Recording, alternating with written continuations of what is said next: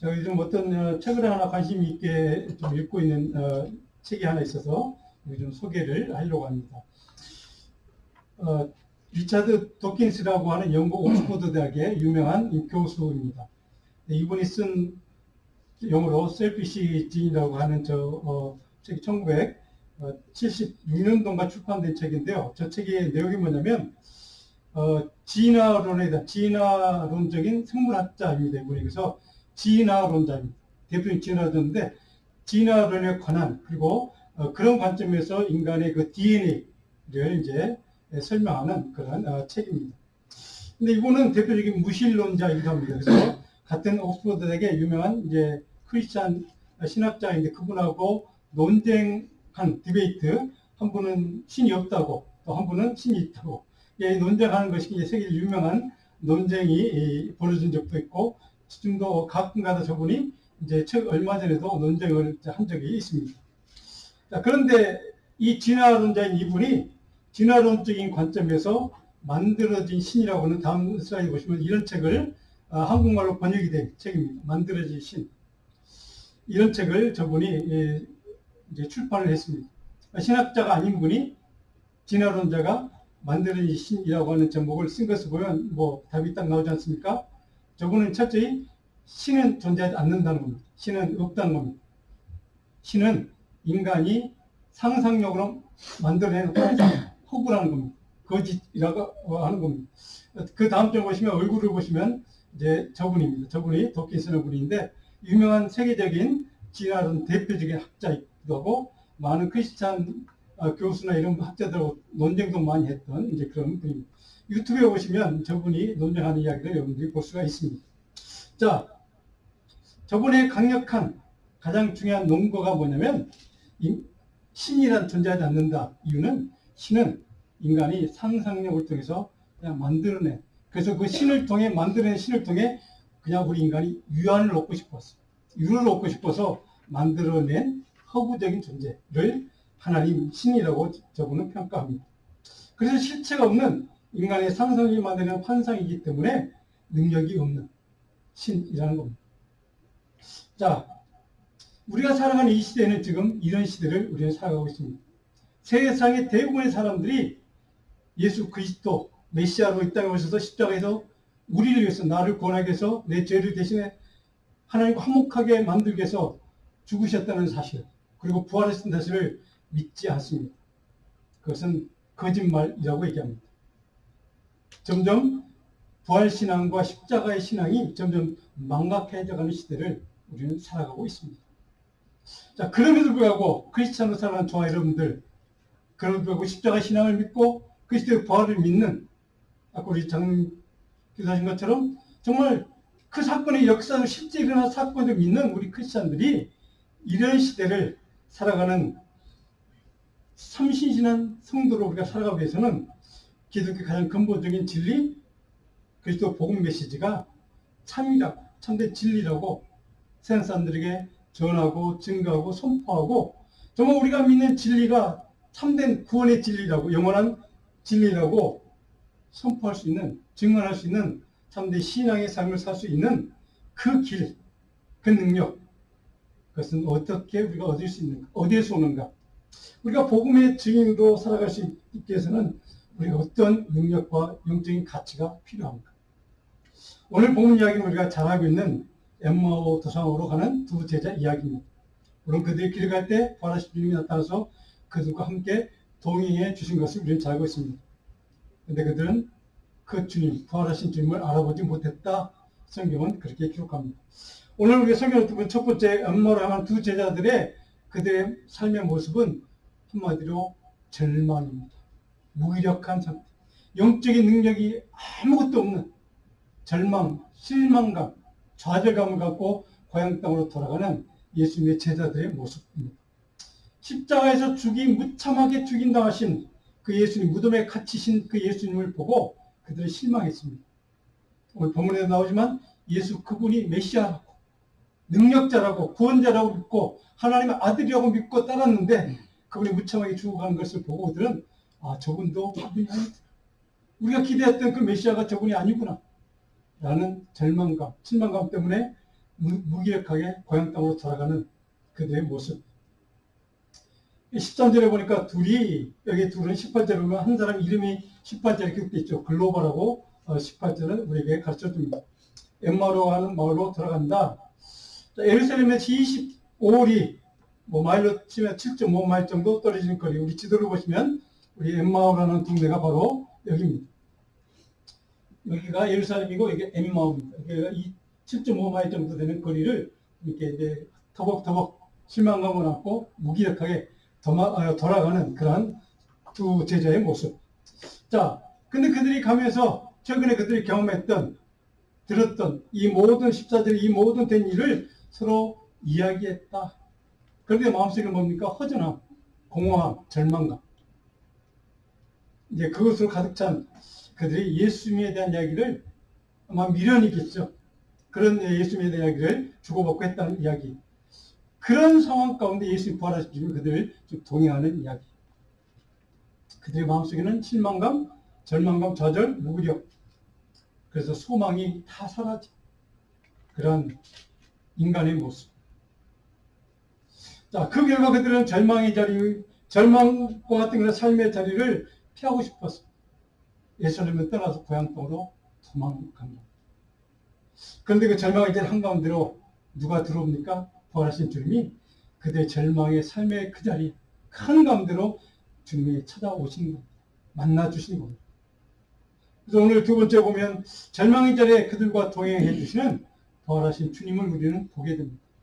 15절 24절에 보니까 15절에 예수께서 가까이 들어 그들과 동행하시지만 그들은 영안이 가리워져서 보지 못했다. 알아보지 못했다. 16절에 보니까 그들의 눈이 가려졌다. 이 가려졌다는 헬라어 동사는 바로 크라테오라는 동사. 이 말은 뭐냐면 무언가 그런 외부의 세력이 꽉 짓누르고 있어서 눈을 뜨지 못하게 만드는 상태. 그러니까 외적인 것, 세속적인 것, 하나님의 것이 아닌 것 때문에 그것들에 짓눌리고 그것들에 의해서 사로잡혀서 바로 영적인 하나님을 보는 영적인 눈이 가리워진 상태. 바로 이것을 가리웠다. 크라테오라는 이 동사가 상징하는 의미입니다. 저와 여러분의 하나님 믿기 이전의 영적인 상태이기도 합니다. 우리 인간의 상태이기도 합니다. 하나님을 알지 못할 때, 만나지 못했을 때 세상적인 욕망이든 이기적인 탐심이든 어떤 사단의 미혹과 유혹이든 상관없이 그 모든 것들에 짓눌려서 진리를 바라보지 못하는 상황. 자, 무엇인가 강한 힘에 사로잡힌 겁니다. 불신앙에 사로잡힌 겁니다. 그래서 그들은 절망하고 그들은 돌아간 겁니다. 자, 그런 상황이기 때문에 그들은 부활하신 주님이 그들 옆에 동행했음에도 그들은 알아보지 못했다. 그런 사람들에게, 그 절망하는 사람들에게 그들의 삶의 자리는 어떤 현상이 나타납니까? 17절에 보니까 슬픈 빛을 띠고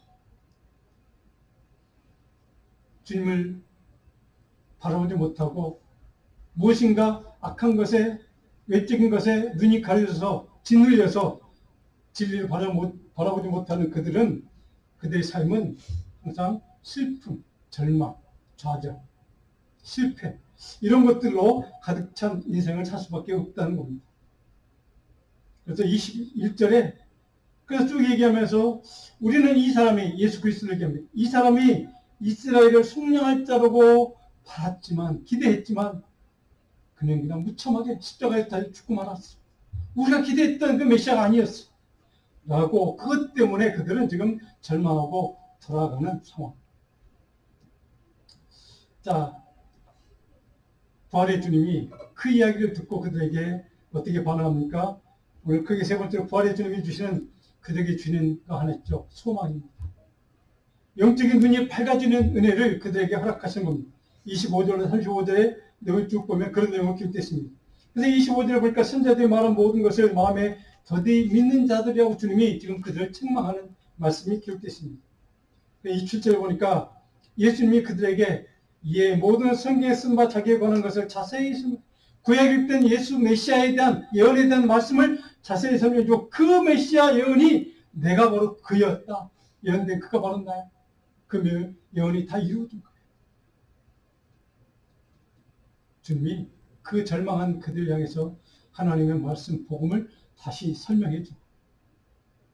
구체적으로 하나님의 말씀이 무엇인지, 그 복음이 무엇인지, 그 복음이 어떻게 완성되었는지를 주님이, 부활하신 주님이 그 낙담하고 절망하고 찾아온 그들에게 다시 복음을 지금 선포하는 이야기입니다. 도피해서 도망가던 그들이 부활의 주님 만나서 복음을 다시 듣게 된 겁니다. 그리고 동해신 주님을 만나는 겁니다.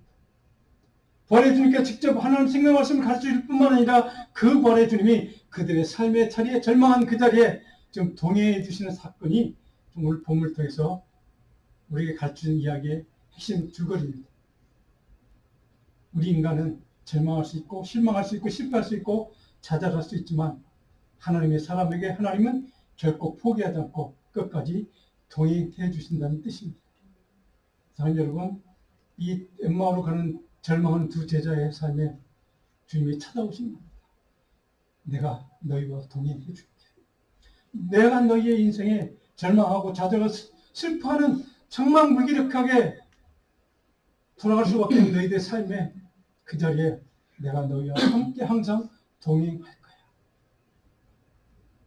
33절을 보니까 그래서 주님이 어떻게 그들과 함께 합니까? 그들과 집에 들어가서 같이 잠을 잘 뿐만 아니라 3절에 그들과 함께 음식을 잡수실 때에 떡을 가지다 축사하시고 떼어 그들에게 주시니 성찬 예식에 사용된 단어가 그대로 사용됩니다.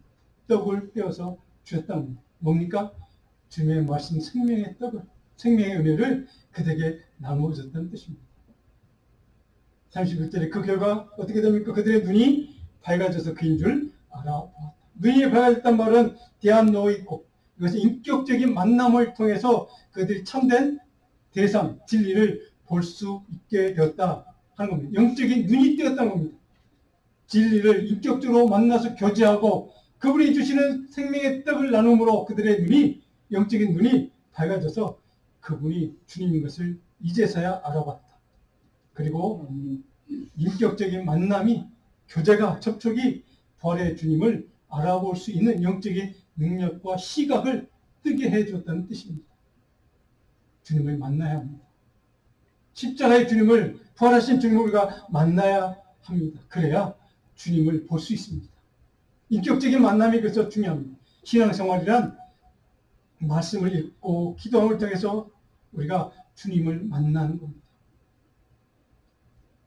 부활의 주님과 함께 공동 식사하는 것, 주님이 나눠주신 생명의 떡을 먹고 떼는 순간 그들의 영적인 눈이 밝아져서 부활의 주님이 주신 생명의 말씀을 이해하게 됐고 주님을 알아보게 됐고 주님이 우리와 동행한다는 사실 그들 비로소 그들은 깨닫기 시작합니다.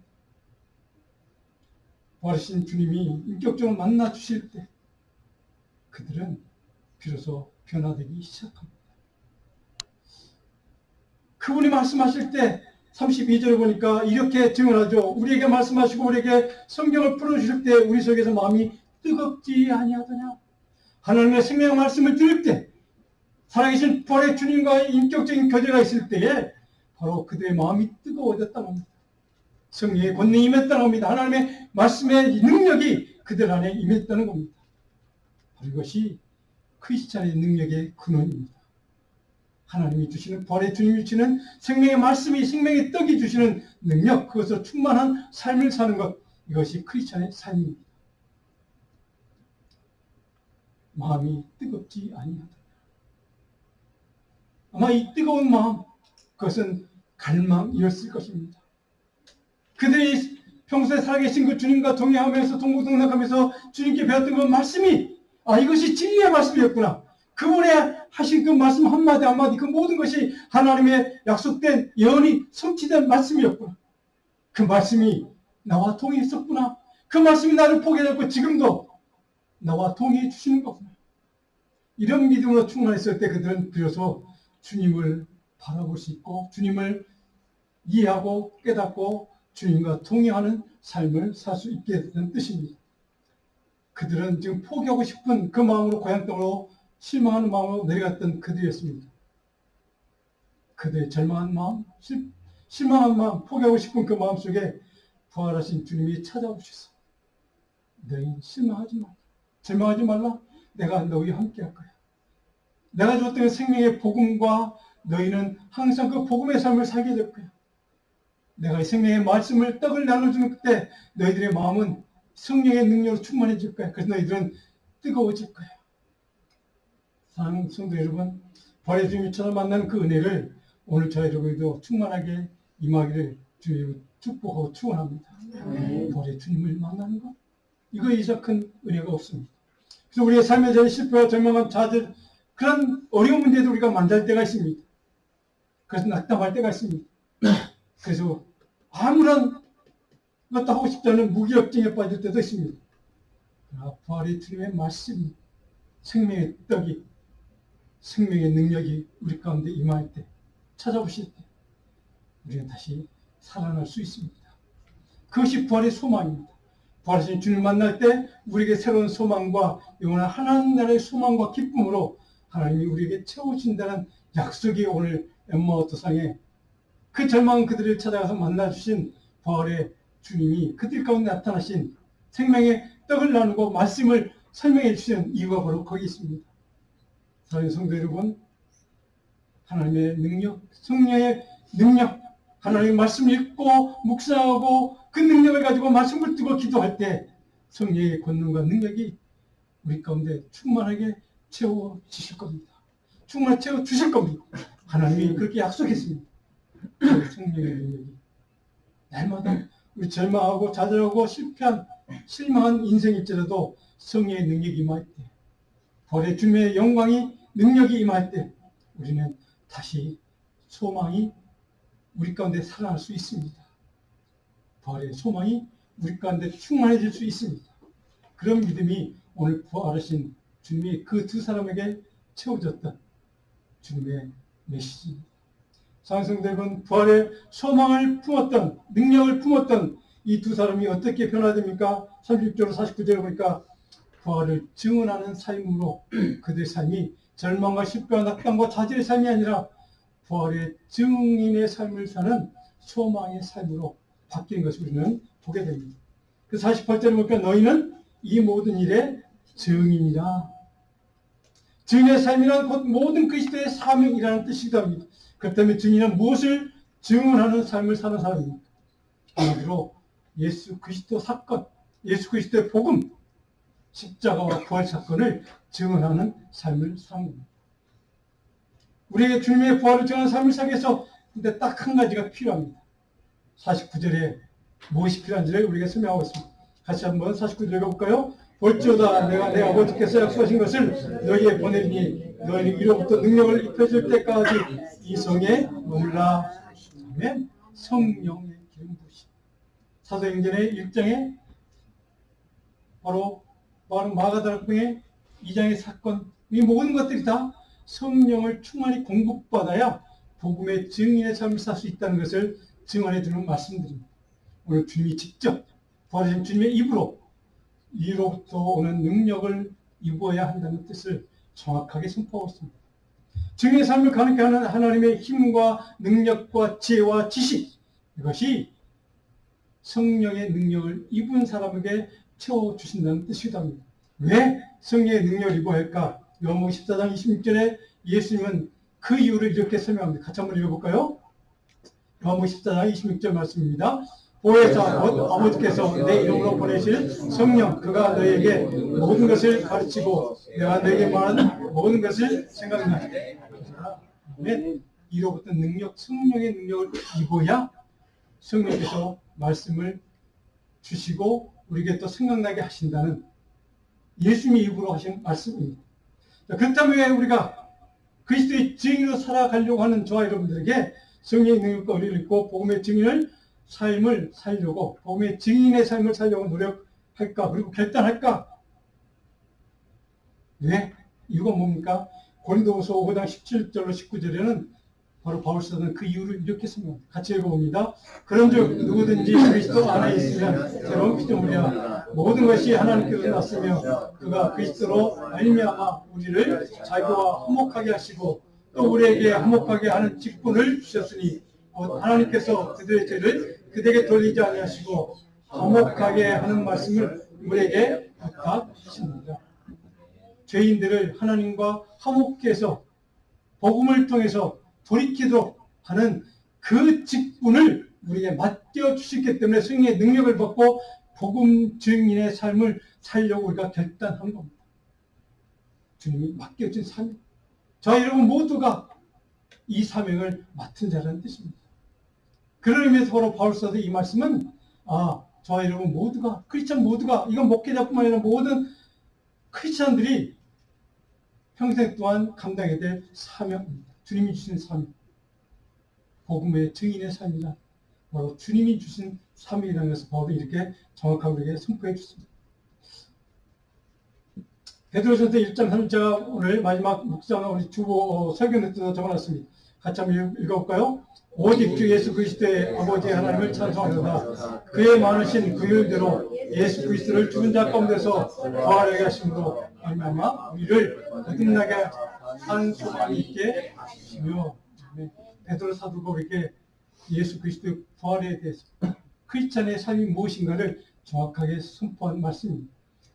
죽은 자 가운데서 부활하게 하심으로 우리를 거듭나게 하신, 그래서 산 소망으로, 부활의 소망으로, 부활의 사명으로, 부활의 이 복음의 증인의 삶으로 우리를 살아가도록 능력 주겠습니다.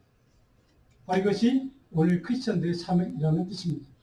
오늘 제가 아까 소개했던 그 대표적인 무신론자, 그 사람이 얘기했던 것처럼 정말로 하나님은 허상이라면 역사적으로 예수님이 12세대로 시작해서 수많은 사람들이 우리 한국에도 가면 우리 그 영화 중에 선교사들 묘역 있죠. 외국, 캐나다, 미국, 영국 이런 분들이 한국 땅에 저 조선이라는 나라에 와서 복음을 전하다가 죽어간 그 사람들이